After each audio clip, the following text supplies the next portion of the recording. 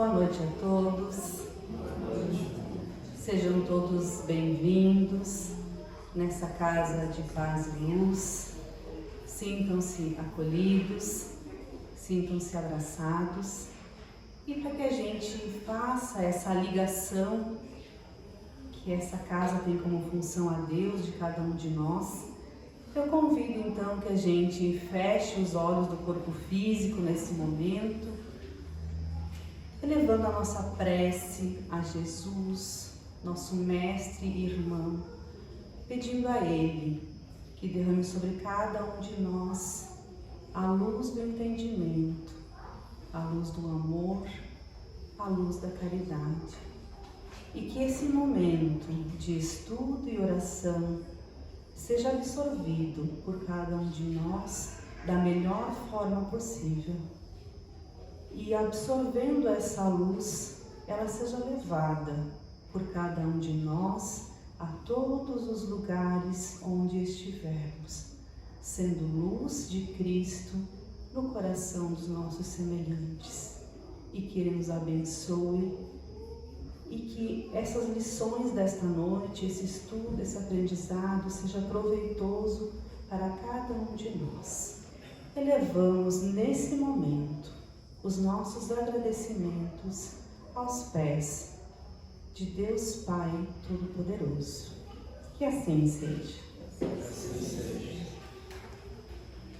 Então, meus irmãos, nesta noite nós vamos falar sobre um trecho, dito por Jesus e transcrito para nós através de Mateus, onde ele diz: "E então dará a cada um segundo as suas obras. Porque o Filho do Homem virá na glória do seu Pai com os seus anjos, e então dará a cada um segundo as suas obras." Como interpretar essa frase tão linda deixada por Jesus a cada um de nós? Então, para conseguir trazer algo, que a doutrina nos fala e nos explica, nós tivemos que pesquisar. E nós pesquisamos no Livro dos Espíritos, que é o nosso alicerce, o nosso primeiro livro, onde traz questões que nos ajudam a compreender essa frase. Também no Evangelho segundo o Espiritismo, que é o nosso livro moral, onde a gente aprende, além da inteligência, a parte moral, que é muito importante e deve caminhar junta, E também no livro Céu e Inferno, Então, esses 3 livros a gente pesquisou para estar trazendo mais explicações sobre essa frase para cada um de nós, Então, mas no decorrer eu vou citando até para vocês irem, depois lá em casa, pesquisando e talvez ampliando também os estudos, Então, a semeadura é livre, mas a colheita é obrigatória. Essa também é uma frase que pode nos ajudar a compreender.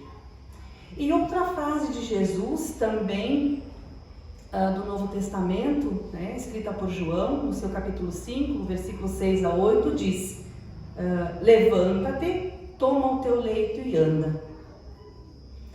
E outra frase que também, trazida por Mateus, diz assim: "Voltando-se Jesus, a viu e disse: Ânimo, filha, a tua fé te curou." Então Jesus não disse: "Eu te curei, eu sou o Todo-Poderoso, eu tenho poder e eu te curei." Não. Quem se curou foi a própria pessoa no desejo ardente de receber essa cura. E nessa vida, queridos irmãos, passamos sim por muitas aflições, Em todos os momentos da nossa vida, somos atingidos por vários fenômenos, por várias dificuldades, sendo fenômenos naturais. A gente pode pensar em furacões, em terremotos, em Covid. E também a gente passa por várias aflições, por várias dificuldades, sejam elas a perda de um emprego, a dissolução de um matrimônio, uma doença, passageira ou não.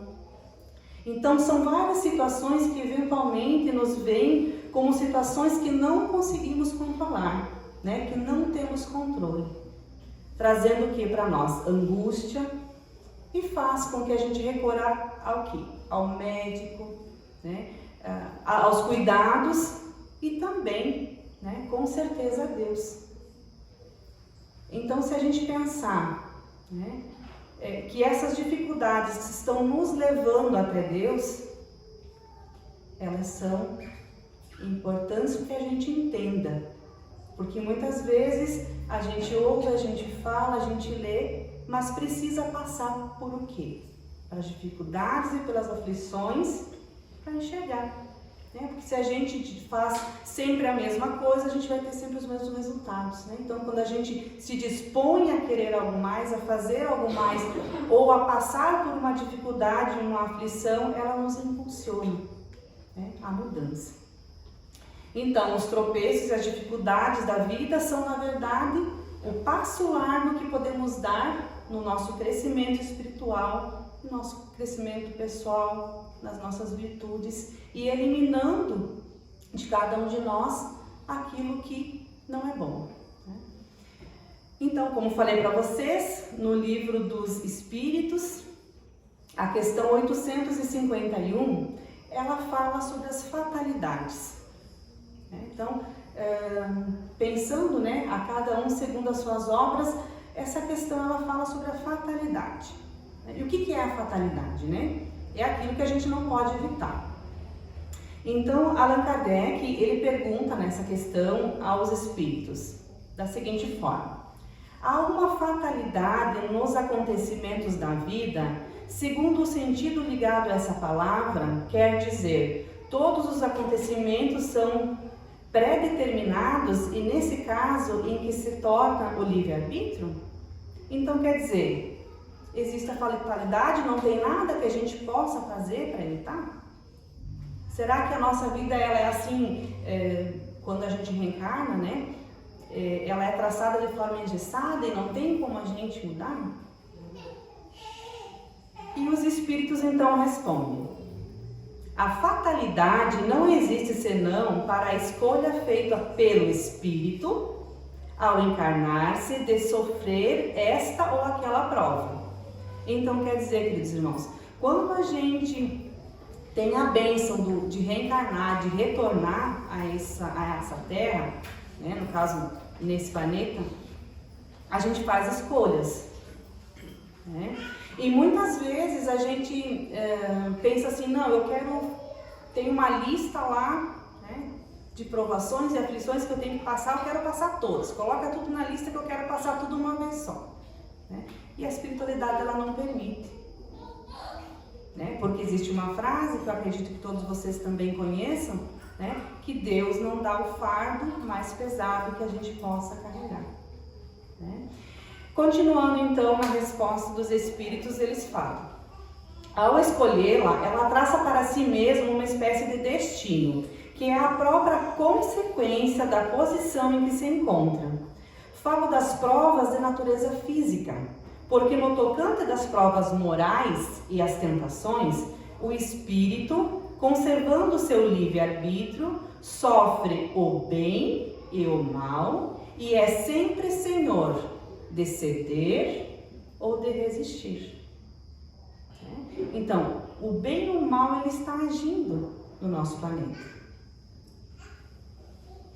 E cabe a cada um de nós decidir se a gente vai ceder ou se a gente vai resistir a este mal. Vamos pensar num exemplo, né? A pessoa passou por várias encarnações alcoolista, né? Nasce numa família onde tem pessoas alcoolistas ou tem um trabalho onde tem pessoas alcoolistas. Ela pode o quê? Ceder à tentação ou resistir, né? Para que ele possa continuar a sua evolução. Seguindo no final dessa questão, ele nos fala: um bom espírito, ao vê-lo fraquejar, pode correr em seu auxílio, mas não pode influir sobre ele a ponto de subjugar-lhe a vontade. Então, quer dizer, todos temos o nosso anjo da guarda, o nosso espírito protetor, né? Podemos chamar da forma que quisermos. E ele está sempre a nosso amparo, a nosso auxílio. Nós precisamos sempre orar para que ele permaneça sempre conosco e sempre nos auxiliando, né? E o contrário também existe, queridos irmãos. Então, quando a gente não ora, quando a gente não pede ao nosso anjo da guarda proteção, né, ele não nos deixa, mas ele se afasta, né, porque ele tenta falar conosco, mas muitas vezes a gente não dá ouvidos. Então ele fica distante, mas ele nunca nos abandona. Falando então sobre a questão da justiça das aflições. Será que existe realmente justiça nas aflições, nas dificuldades que a gente passa? Né? Então, o Evangelho segundo o Espiritismo, ele nos diz: ele necessariamente tem todo o poder, toda a justiça, toda a bondade, sem o que não seria Deus. Se é soberanamente bom e justo, não pode agir caprichosamente, nem com parcialidade. Logo, as vicissitudes da vida derivam de uma causa, e pois que Deus é justo, justa há de ser esta causa. Então, muitas vezes, nas nossas aflições, a gente diz, não, mas onde é que está Deus? Porque Deus não me livra dessa aflição. Sendo Ele justo, que a gente entende que Ele é justo, e divide tudo igual para todos nós, a gente entende que o que está acontecendo conosco é o quê? É uma consequência das nossas atitudes, a cada um segundo as suas obras. Ou seja, em algum momento, nessa encarnação ou na outra, eu infringi a justiça divina. E estou aqui tendo a oportunidade de retomar, de resistir, de não ceder. Então, dessa forma, devemos refletir em relação ao significado de um determinado sofrimento que a vida nos impõe. Refletir se realmente o que eu posso aprender com essa dificuldade. Enfrentar ou sentar e chorar, O empecilho que parece uma desgraça em nossos olhos limitados pela ótica da materialidade pode ser considerado um grande avanço no sentido do progresso quando pensado sob o prisma da vida eterna. Esse avanço, ele nos leva à verdadeira felicidade, que só acontece quando estamos moralmente transformados. Então, essa tal felicidade que a gente tanto fala, que a gente tanto procura, E falando de Jesus, Jesus, o que Jesus nos fala e nos traz sobre as aflições, Então, quando passamos por desafios, sempre é importante lembrar de Jesus, que Ele é o nosso guia, que Ele que dirige o nosso planeta, Ele é o nosso exemplo e Ele veio para ensinar a cada um de nós o amor, Então, Jesus é seu manual para a verdadeira felicidade. Se seguirmos as orientações, conseguiremos atingir uma nova visão das aflições, as entendendo como parte do nosso progresso. Ainda assim, Ele trouxe consolo quando estivermos cansados e com dificuldade. E Ele nos diz através de Mateus no Novo Testamento: pedi e se vos dará, buscai e achareis, batei a porta e vos abrirá. Porquanto quem pede recebe e quem procura acha, e aquele que bate a porta abrir-se-á. Então, no entanto, muitas vezes parece que aquilo que a gente deseja, que a gente quer, não chega até a gente. Por que será? Por que muitas vezes os nossos pedidos não são amparados? Já se fizeram essa pergunta? Então, nós devemos entender que pedir é importante, mas não basta somente pedir. Pedimos a Deus as forças para continuar e o amparo para seguir. Mas às vezes achamos que isso não acontece porque Deus não nos ofertou exatamente o que a gente pede, né? Então é importante que a gente faça sempre um questionamento, uma reflexão para entender tudo isso. E a primeira pergunta que a gente deve fazer quando a gente não recebe o amparo, né, daquela prece que a gente está fazendo, seria: o pedido é justo? Realmente aquilo que eu estou desejando é justo? A segunda pergunta que a gente pode fazer: vai nos beneficiar de alguma forma isso que eu estou pedindo em prece? Uma terceira pergunta: é realmente necessário o que eu estou pedindo? E a quarta e última pergunta: será que é adequado a essa situação? Porque muitas vezes a gente quer naquela hora, naquele local, naquele momento, e a gente não está preparado. E Deus tarda a atender o nosso pedido, né? Sempre no tempo dele e no tempo, né, que a gente fez as nossas obras. Então, cada um segundo as suas obras. E temos também, meus irmãos, que lembrar, né, que Deus é a bondade, a sabedoria suprema. Por isso, às vezes, né, pode existir algo mais adequado para uma determinada dificuldade. Deus nos dará o que precisamos, não necessariamente o que nós pedimos. E Ele sabe, né? E muitas vezes a gente fala assim: não, mas Deus tudo sabe, eu não preciso pedir. E eu realmente tenho certeza daquilo que eu quero, que eu preciso? Né?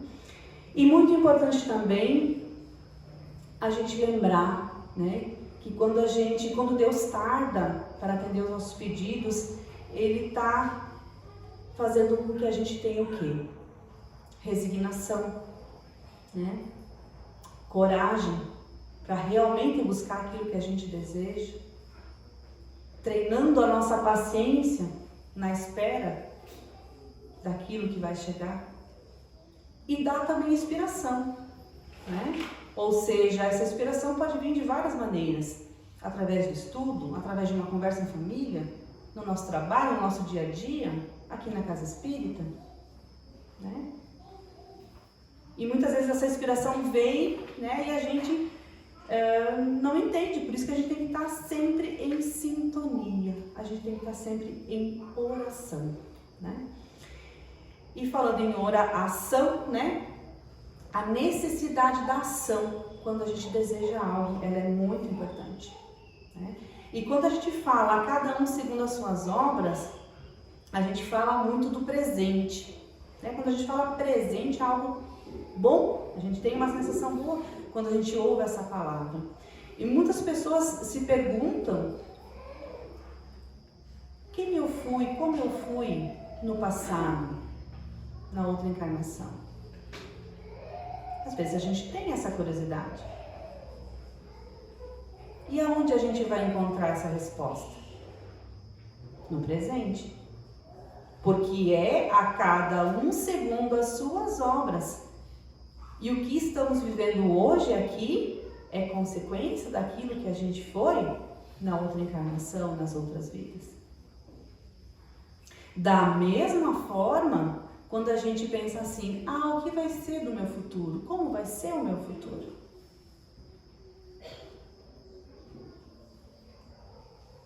Né? Para a gente entender e pensar que a cada um segundo as suas obras. Então, as obras que eu realizar hoje no meu presente vão ser a consequência e vão ser o meu futuro. Né? Por isso, da necessidade da nossa ação. Então, se analisarmos o enunciado de Jesus e o pedir não se encontra sozinho, mas sim junto do buscar e bater na porta, trazendo a ideia da ação. Não basta apenas pedir e aguardar, né, em inércia. Deve existir esforço para que o pedido se concretize. Primeiro passo deve ser dado no sentido de acreditarmos no que podemos fazer, tendo fé em Deus e fé em nós mesmos. que somos filhos dele. Então temos que acreditar em nós mesmos. É possível pensar ainda no porquê de pedir e fazer preces, já que Deus conhece a todos. E o esforço deve ocorrer da mesma maneira. O importante é que devemos pensar sempre que o ato de pedir significa aceitar que Deus haja em nossas vidas, abrindo o coração às boas inspirações. E o Evangelho segundo o Espiritismo traz outra frase muito importante, muito linda, muito significativa, no seu capítulo 28, que diz: as preces feitas a Deus escutam-nas os espíritos incumbidos da execução de suas vontades. As que se dirigem aos bons espíritos são reportados a Deus. Então, se a gente pedir aos nossos espíritos protetores e pedir a Deus, os nossos pedidos vão ser atendidos. Porque eles são espíritos mais evoluídos que nós, que têm, né, essa função de nos auxiliar e de nos proteger. Indo agora, então, novamente para o Livro dos Espíritos, na questão 780, fala sobre a questão da lei do progresso, né? Então, muitas vezes a gente escuta aquela frase assim: mas antigamente era diferente, né? Será que a gente tem que voltar como era antigamente ou a gente tem que progredir sempre, né? Se a gente fazer uma análise. E o Livro dos Espíritos, ele nos fala sobre a lei do progresso. E nessa questão ele fala sobre o progresso moral e o progresso intelectual. O quanto essas duas situações são importantes na vida de cada um. Porque muitas vezes a gente pensa assim: não, se eu tenho um coração bom, se eu faço o bem, é o suficiente. Não, se eu estudar muito e me tornar muito inteligente, é o suficiente. E Kardec, então, ele pergunta: o progresso moral acompanha sempre o progresso intelectual? E a resposta dos Espíritos é a seguinte: decorre desses, mas sempre o segue imediatamente. Então, o moral, ele vem em consequência do intelectual. Porque se a gente pensar assim, analisando quem é pai e quem é mãe, com os nossos filhos, se a gente tratar com muita amorosidade, não colocar limite, o que vai acontecer? Chega uma hora que ninguém pode com a vida.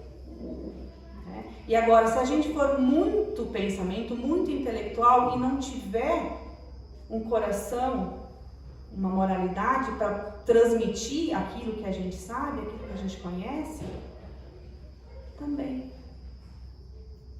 Então, é esse equilíbrio que a gente precisa, ao passar da nossa vida, dessa encarnação, conseguir. E aí a gente vai ter, lá na outra vida, as consequências dessas obras. E também nessa mesma questão ela tem o item A e B, que fala assim: como pode o progresso intelectual engendrar o progresso moral? E a resposta é a seguinte: fazendo compreensíveis o bem e o mal, o homem desde então pode escolher. O desenvolvimento do livre-arbítrio acompanha a inteligência e aumenta a responsabilidade dos atos. A quem muito é dado, muito será cobrado. Então, quando a gente ignora algo, a gente faz da forma que a gente aprendeu, que a gente sabe. Mas quando a gente busca o conhecimento, a parte intelectual, a gente entende, que a gente não deve maltratar, que a gente não deve jogar lixo na rua, porque você está jogando lixo aonde? Na terra? Aonde você mora? Onde é a sua casa? Você não está jogando lixo fora. Na questão B, então, ele nos fala: como é nesse caso que muitas vezes sucedem serem os povos mais instruídos, os mais pervertidos também. O progresso completo constitui o objetivo. Os povos, porém, como os indivíduos, só passo a passo o atingem. Enquanto não se lhes haja desenvolvido o senso moral, pode mesmo acontecer que se sirvam da inteligência para a prática do mal. O moral e a inteligência são duas forças que só com o tempo chegam a equilibrar-se. É muito importante que a gente procure esse equilíbrio para as nossas vidas.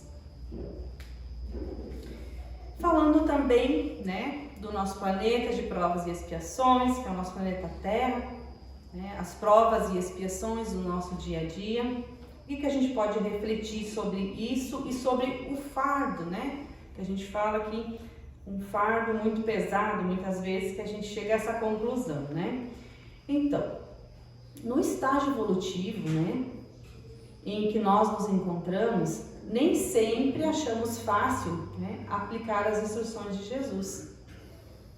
Então, a gente sabe o que a gente tem que fazer, mas não é fácil. Então, por vezes, as coisas fogem do nosso controle.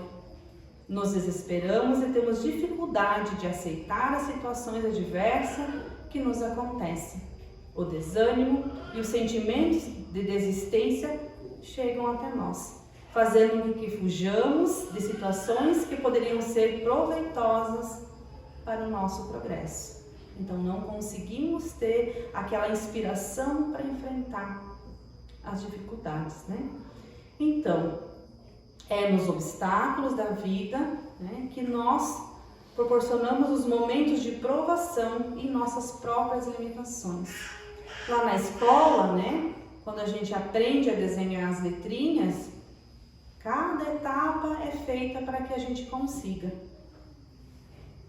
Cada obstáculo é transposto. Ninguém chega lá no primeiro ano e começa a fórmula de Bhaskara. Não, a gente começa a conhecer os números. Mas é importante que a gente tenha essa inspiração, que a gente tenha essa ação, que a gente tenha a vontade de prosseguir.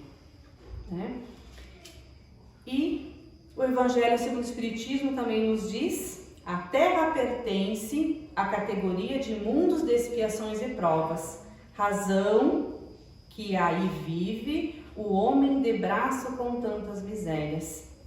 Mas ele também nos diz que há muitas moradas na casa de meu Pai, que não existe só o nosso planeta. Deus não construiria uma galáxia do tamanho que a ciência já conhece para abrigar somente o nosso planeta. Então existem sim irmãos mais evoluídos em outros planetas. Falando do fardo então, Embora o nosso fardo pareça ser pesado, ele tem o peso exato da nossa necessidade evolutiva. Como eu falei para vocês, a gente escolhe o que a gente vai carregar. E quando a gente não tem esse discernimento, o plano espiritual ele interfere e diz não. Você vai para essa encarnação e você vai resolver esse problema, o único problema. Porque é o que você vai suportar, é o que você vai conseguir realmente carregar. Se um peso foi colocado em nossos ombros, é porque Deus, em sua sabedoria máxima, considerou que temos condições de superar esse desafio. Dessa forma, se somos tentados a fugir de dificuldades, devemos mudar esse pensamento, mudando a palavra dificuldade para desafio. A vida nos desafia a mostrarmos que somos capazes. E o Evangelho segundo o Espiritismo nos explica. Ele já muitas vezes vos disse que não coloca fardos pesados em ombros fracos.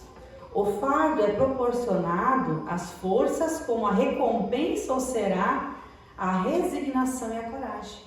Mais opulenta será a recompensa do que penosa a aflição. Cumpre, porém, merecê-la, e é para isso que a vida se apresenta cheia de tribulações. Então, quando a gente começa um empreendimento, digamos um empreendimento que demande anos, por exemplo, um estudo, uma faculdade, lá no começo a gente está assim meio perdido, né? Mas se a gente tem aquela inspiração, aquela vontade de seguir até o final, a gente leva até o final. E aí quando a gente passa a rememorar, né, a lembrar por tudo que passou, isso é maravilhoso. E a nossa vida, a nossa encarnação, deve ser pensada da mesma forma, né? E falando então, né, sobre a cada um segundo as suas obras, então Jesus nos fala, né, repetindo a frase: porque o Filho do Homem virá na glória de seu Pai com seus anjos, então dará a cada um segundo as suas obras. Dessa forma, conseguimos entender que se a prova é justa, o prêmio é justo. Devemos assim reformular nosso senso de justiça divina e entender que nunca vamos receber por aquilo que não merecemos receber, reforçando a ideia do esforço individual para o progresso. Então, não vamos plantar feijão querendo colher milho, né? O simples fato de se dizer caridoso ou de se dizer crente não é suficiente frente ao tribunal de nossa própria consciência. Nós mesmos seremos os que vamos nos julgar. Assim só terá valor o que tivermos feito em prol do próximo e em prol do bem, né? Quando chegar a hora, será cada um segundo as suas obras. Chegaremos à perfeição a partir de uma escada construída por meio do nosso próprio esforço, com busca à nossa dedicação. Receberemos de acordo com aquilo que fizermos, né? E por fim, devemos sempre tentar aplicar a seguinte máxima: fora da caridade não há salvação. Se colocarmos esta frase no nosso dia a dia, em todas as nossas ações, com certeza, aquele nosso futuro que a gente tem dúvida e quer saber, será um futuro melhor, né? E falando então um pouco também do que o Céu e o Inferno, né, o livro Céu e Inferno quer nos trazer sobre esse tema, no capítulo 5, na primeira parte dele, ele fala assim: a cada existência, uma ocasião se depara a alma para dar um passo avante. De sua vontade depende a maior ou a menor extensão desse passo. Franquear muitos degraus ou ficar no mesmo ponto, né? E aqui, quando fala em franquear muitos degraus, né, a gente tem que lembrar que se a gente tiver um degrau acima, e se a gente tiver a caridade que Jesus nos pede, a gente vai fazer o quê? A gente vai dar a mão e vai auxiliar aquele irmão que necessita, né? Nesse último caso, é porque cedo ou tarde se impõe sempre o pagamento de suas dívidas. Terá de recomeçar uma nova existência em condições ainda mais penosas, porque a uma nódoa não apaga a junta outra nódoa. O que quer dizer? Né? Eu me programei para vir e resolver um probleminha, porque era o que eu ia conseguir resolver. E eu não consegui. Então, quer dizer, vou ter que voltar tudo de novo, fazer tudo de novo. E a penalidade começa a aumentar, a dificuldade começa a aumentar, né? Então, por isso que é importante, né, que a gente se empenhe, né, para se melhorar. Seguindo então, o Céu e o Inferno nos fala: é pois nas sucessivas encarnações que a alma se despoja das suas imperfeições, que se purga em uma palavra, até que esteja bastante pura para deixar os mundos de expiações como a terra, onde os homens espiam o passado e o presente em proveito do futuro. Muitas moradas na casa de um pai. Então, se a gente evoluir o suficiente, se melhorar o suficiente, a gente não precisa mais encarnar nesse planeta, né? Com esse corpo tão pesado, tão difícil de ser locomovido de um lugar para o outro. E também, na primeira parte, no capítulo 4, ele nos fala: contrariamente, porém, a ideia que dele se faz depende de cada um prolongar ou abreviar a sua permanência aqui na Terra, segundo o grau de adiantamento e pureza atingido pelo próprio esforço sobre si mesmo. A gente não está aqui para brigar com ninguém, para lutar com ninguém. A gente está aqui para se melhorar, a cada um de nós. O livramento se dá não por conclusão de tempo nem por alheios méritos, mas pelo próprio mérito de cada um, consoante a essas palavras do Cristo: a cada um segundo as suas obras. Palavras que fazem o quê? Fazem um resumo integral da justiça divina. Então não adianta reclamar, meus irmãos, que a gente está vivendo hoje é consequência dos nossos próprios atos. E cabe a cada um de nós entender e trabalhar para esse melhoramento. E falando então de vida futura, mais um pouquinho, sobre a vida futura, e para fazer o fechamento da nossa reflexão, encerrando a nossa reflexão desta noite, no livro Céu e Inferno também, ele nos fala sobre o Código Penal da Vida Futura. E no item 33 ele fala: em que se pese a diversidade dos gêneros e graus de sofrimento dos espíritos imperfeitos, o Código Penal da Vida Futura pode resumir-se nesses 3 princípios. O sofrimento é inerente à imperfeição. Quando formos perfeitos, não sofreremos mais. É difícil? É. Ninguém falou que ia ser fácil. Mas se a gente der o primeiro passo e iniciar a caminhada, a gente vai chegar. Agora, se a gente sentar e chorar, vai demorar um pouco mais, mas vai chegar de qualquer forma. Porque todos somos filhos de Deus e todos vamos chegar até Ele. Uns vão demorar um pouco mais, outros menos, mas todos vamos. O segundo princípio que ele nos traz é: toda imperfeição, assim como toda falta dela promanada, traz consigo o próprio castigo nas consequências naturais e inevitáveis. Assim, a moléstia pune os excessos e da ociosidade nasce o tédio, sem que haja mistério de uma condenação especial para cada falta ou indivíduo. Então, aqueles excessos que nós cometemos, eles vão ter as suas consequências. E o terceiro, então, princípio citado aqui no livro Céu e Inferno nos diz: podendo todo homem libertar-se, olha, escute bem, podendo todo homem, quando ele fala homem, todo ser humano, libertar-se das imperfeições por efeito da vontade. O que nos falta? Vontade, muitas vezes.